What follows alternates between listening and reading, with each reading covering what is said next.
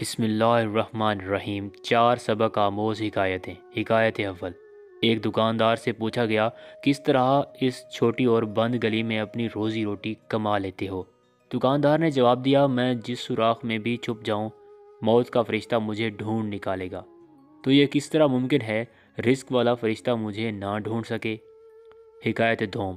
ایک نیک اخلاق و کردار کا حامل لیکن غریب لڑکا کسی کے گھر اس کی بیٹی کا رشتہ لینے گیا۔ بیٹی کا باپ بولا، تم غریب ہو اور میری بیٹی غربت اور تکالیف کو برداشت کرنے کی سکت نہیں رکھتی، اس لیے میں تمہیں اپنی بیٹی کا رشتہ نہیں دے سکتا۔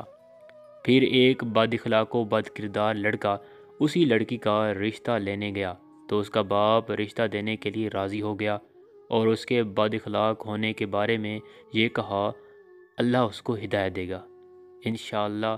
تو اس کی بیٹی نے کہا، بابا جان، کیا جو اللہ ہدایت دے سکتا ہے وہ رزق نہیں دے سکتا؟ یا ان دونوں خداؤں میں کوئی فرق ہے؟ حکایت سوم۔ حاتم تائی سے پوچھا گیا، تو اس سے زیادہ بھی کوئی سخی ہے؟ کہا، ہاں ہے۔ وہ مرد جس کی دو بھیڑیں تھیں، ایک کو ایک رات میرے لیے ذبح کیا تو میں نے اس کے جگر کے لذیذ ہونے کی تعریف کی۔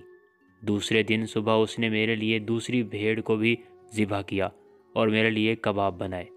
پوچھا گیا، تو نے اس کے ساتھ کیا کیا؟ کہا کہ میں نے اس کو 500 بھیڑیں دیں۔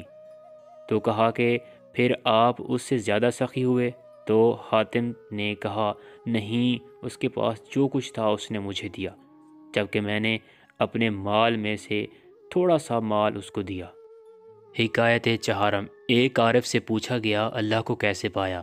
تو اس نے کہا، اللہ طاقت رکھتا ہے، وہ میری کلائی کو پکڑے لیکن وہ ہمیشہ میرا ہاتھ پکڑ کے مجھے سیدھی راہ دکھا دیتا ہے۔